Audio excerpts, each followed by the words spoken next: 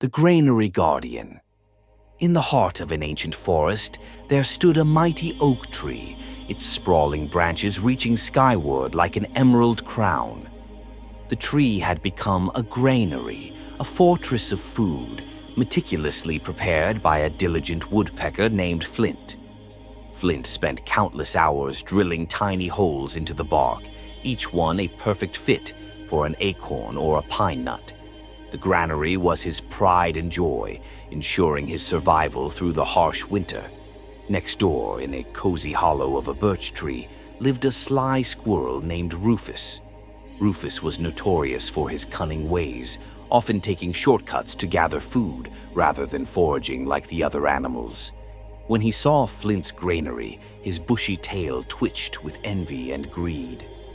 "That woodpecker has more food than he could ever need," Rufus muttered, rubbing his paws together.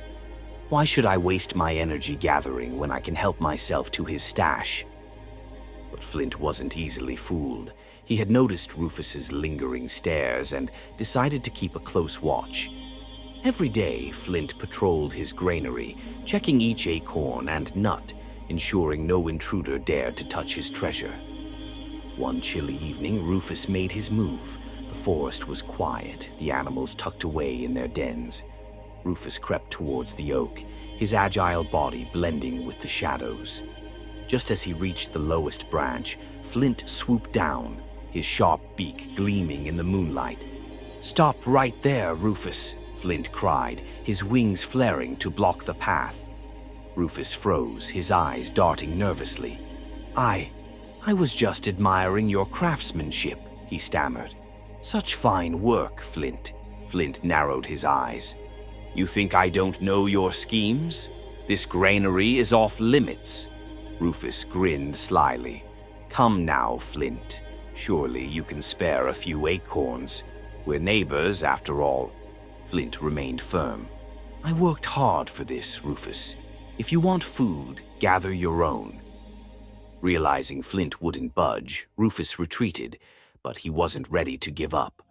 Over the next few days, he devised a plan. He would distract Flint and raid the granary while the woodpecker was away. On the morning of his scheme, Rufus pretended to be in distress, calling out for help near the riverbank. Hearing his cries, Flint hesitated but decided to investigate. As soon as Flint was out of sight, Rufus scampered to the oak, his heart racing with excitement. However, when he tried to pull out an acorn, he found it stuck.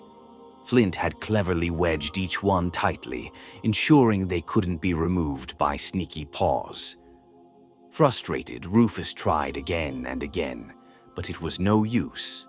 Suddenly, Flint's sharp call echoed through the forest. "Caught you red-handed, Rufus." Rufus spun around, his cheeks puffed with guilt. "It's not what it looks like," he blurted. Flint perched on a branch above, glaring. "Leave now, or I'll summon the entire forest to deal with you." Defeated, Rufus scampered back to his hollow, muttering under his breath. From that day on, Flint remained ever vigilant, and his granary stood untouched, a testament to his hard work and resilience. And as for Rufus, he learned that shortcuts often lead to nowhere, especially when faced with the unwavering spirit of a guardian.